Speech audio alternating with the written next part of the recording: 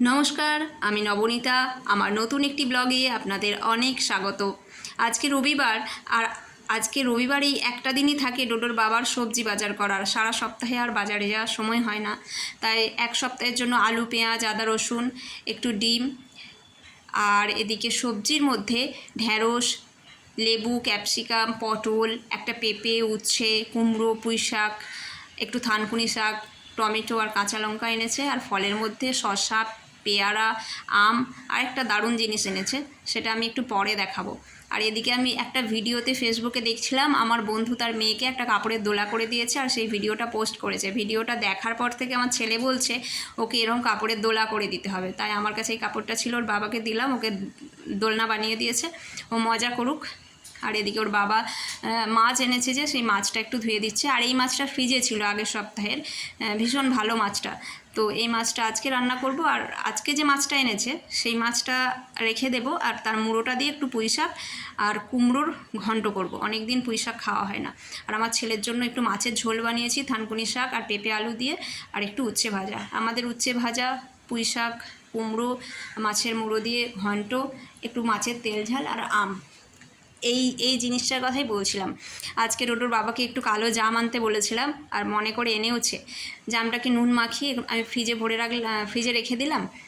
ভাত খেয়ে উঠে জামটা খাবো। এখানে 1 পাও জামের দাম 50 টাকা। ওই 1 পাও মানে আমাদের ওখানকার 250 গ্রাম মতো।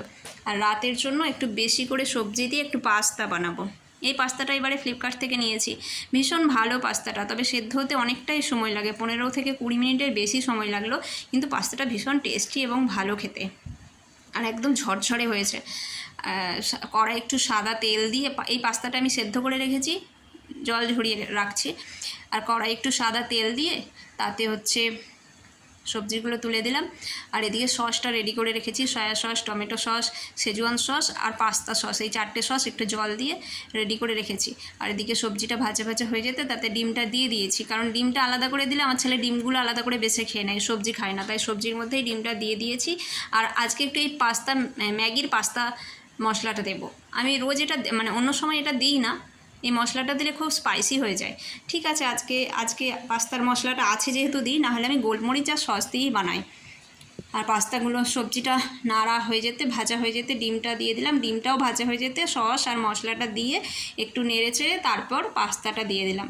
এবার পাস্তাটা তো অনেকক্ষণ ধরে সেদ্ধ করা, এটা আর বেশি নাড়ার প্রয়োজন নেই, একটু 1-2 মিনিট নেড়ে চেড়ে পাস্তাটা নামিয়ে নেব, নিয়ে ডোডোকে আর ওর বাবাকে খেতে দিয়ে দেবো। আর আপনি যদি আমার চ্যানেলে নতুন হয়ে থাকেন তাহলে আমার চ্যানেলটি সাবস্ক্রাইব করে পাশে থাকা বেল আইকনটি ক্লিক করে দেবেন।